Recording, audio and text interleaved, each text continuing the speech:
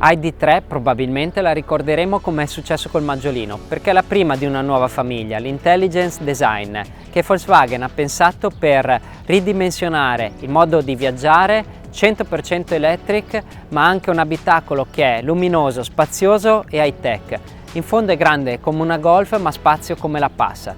Quindi saliamo a bordo, chiave keyless, ruotiamo il selettore su D e si parte.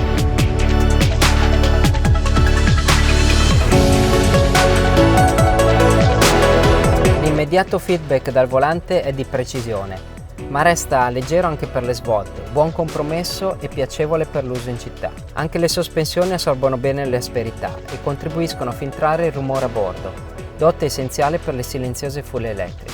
Ma ID.3 non è concepita solamente per uso urbano, lo testimoniano le prestazioni, 204 cavalli e 310 Nm di coppia. Il bello è che il motore non è mai brutale nell'erogazione, scatta da 0 a 100 in circa 7 secondi e continua a spingere fino alla velocità massima di 160 km/h. La spinta c'è e la trazione è ottima, anche per il bilanciamento di ID.3. Il passo è lungo, il motore è posizionato sull'asse posteriore, quindi abbiamo una distribuzione dei pesi vicina all'ottimale 50-50. Tra le curve il telaio corica il giusto e ci si diverte nei tratti guidati. Ovviamente non è una sportiva, ma anche grazie ai profili di guida possiamo trovare sempre un ottimo setup, che non cambia la potenza ma modifica la risposta dei 204 cavalli e del telaio. Allo stile di guida di una full electric ci si adegua molto facilmente, anche grazie al nuovo selettore che qui è a portata di mano.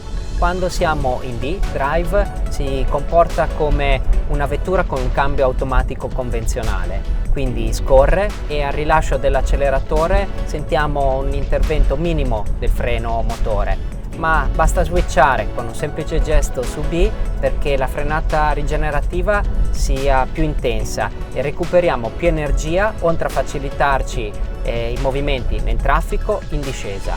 Ovviamente il pedale del freno resta sempre pronto e preciso quando abbiamo bisogno per frenate d'emergenza un po' più intense.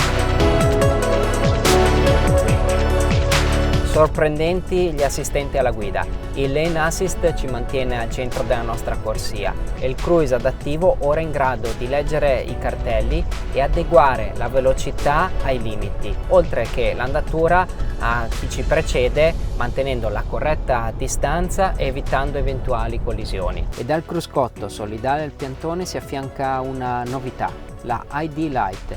Una barra LED alla base del parabrezza che con semplici messaggi luminosi ci segnala le svolte quando si accende di blu, oppure in rosso per avvisarci di una frenata d'emergenza.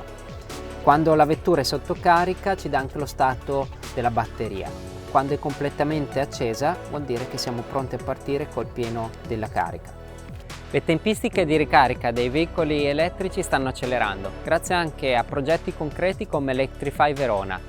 AGSM assieme a Volkswagen Italia ha attivato questo servizio sulla città scaligera, quindi possiamo trovare delle colonnine da 22 kW che in mezz'ora ci consentono di recuperare almeno circa 100 km di autonomia. È facile trovarle grazie anche a un'app e è immediato il plugin della vettura presso gli stalli dedicati.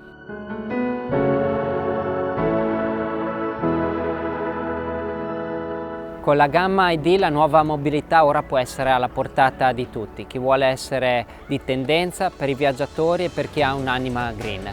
Per prenotare un test drive con la nuova ID.3 contattate un consulente vendite Volkswagen Vicentini.